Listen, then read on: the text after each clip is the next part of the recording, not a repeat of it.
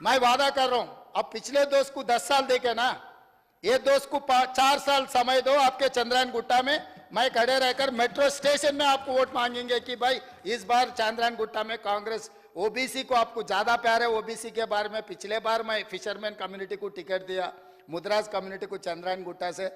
मैं मेरे दोस्त से गुजारिश करूंगा, वो गरीब बेचारे को चंद्रायन गुट्टा से जिताने के लिए भी मैं आपसे गुजारिश करूंगा।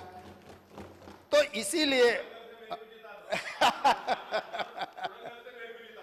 मेरे टिकट से चुनाव लड़े तो मैं भरू भाई, मैं अभी वादा कर रहा हूं चेयरमैन साहब, स्पीकर सर, आपके सामने, अगर कोडंगल से मेरा कांग्रेस के बी फॉर्म लिए तो अकबर साहब को जिताने की जिम्मेदारी मेरी है, मैं जिम्मेदारी लेता हूं।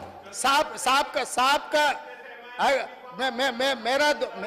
मेरा दोस्त मेरा बी फॉर्म, मेरा पार्टी के बी फॉर्म ले लिए तो पूरा मेरा ही जिम्मेदार, आने का भी जरूरी नहीं है। नॉमिनेशन के ऊपर उनके दस्तखत ले जाके मैं नॉमिनेशन फाइल करवा देके मैं चुनाव भी नहीं लड़ूंगा।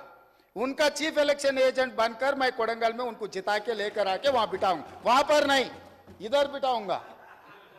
इधर हमारे भाई को हम डिप्टी सीएम बना लेके यहाँ पर बिठा के, अच्छा जो बजट सैंक्शन है उन्हीं से बजट सैंक्शन करवा देंगे, हमको कोई एतराज नहीं है। इसीलिए ये जो गौलीगुड़ा से फलकनामा से चंद्रायन गुट्टा तक 2675 करोड़ से मेट्रो बनने वाले। हम लोग जल्दी से, ऑलरेडी लैंड एक्विजिशन काम शुरू हो गए, पैसे भी दिए साहब को। अगर वो इंफॉर्मेशन नहीं है तो मैं पूरा इंफॉर्मेशन सारा अकबर साहब को मैं दूंगा। लैंड एक्विजिशन का काम शुरू हो गए। 2675 करोड़ से गौलीगुड़ा बस स्टैंड से लेकर फलकनामा से लेकर चंद्रायन गुट्टा तक 7.5 किलोमीटर का जो मेट्रो बनाना है, मेरी जिम्मेदारी है।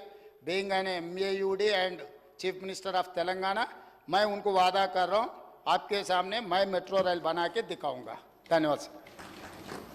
अकबर साहब। Honorable Speaker, sir, for a change we had a lot of lighter moments and all the house was into laughter, sir. But I would like to come on record and say that I am happy in my party. Akbaruddin Owaisi मरे दम तक मजलिस-ए-इत्तेहादुल मुस्लिमीन में था, मजलिस-ए-इत्तेहादुल मुस्लिमीन में ही रहेगा। मजलिस-ए-इत्तेहादुल मुस्लिमीन के दफ्तर Darussalam से ही अकबर ओवैसी का जनाजा जाएगा। और रहा सवाल, चीफ मिनिस्टर साहब ने मुझसे कहा कोडंगल के बारे में, तो मैं सिर्फ एक बात कहता हुआ आपकी नज़र पे लाता हुआ जाऊंगा। Sir, I was going through all the records of assembly and parliament elections, the votes which were seeked in the assembly elections and then after the parliament elections, sir. Sir, in that, sir, the Congress maintained a lead in 64 seats after the parliament elections. But in 15 seats where Congress had won in the assembly, the BJP gained in the Lok Sabha elections, sir. So similarly, I want to give an example about Kodangal constituency. The Chief Minister Revant Reddy Sahab then had contested there, sir. The BJP had scored only 3,988 votes when Revant Reddy Sahab was contesting on Congress ticket as a Congress candidate, sir. But in the parliament election, sir, the BJP candidate who secured only 3,988 votes, the BJP candidate in parliament secured 62,560 votes. And नहीं मैं बोलता हूँ और sir और एक बात कहता हूँ सर नहीं I'll tell wait sir wait. So this is why I think the Congress has faced a defeat in the parliament. Now if we have to see Sri Salla. Sir, in Sri Salla, KT Ramarao was successful.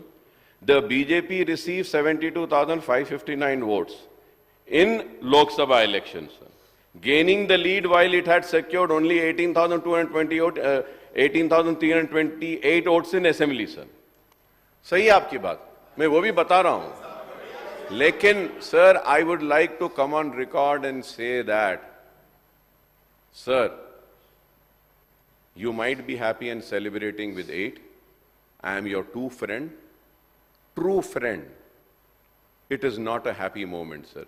We need to look into the reasons as to why the Congress couldn't get more than 8 seats. It's very important. Because I would say that I was expecting at least 12 to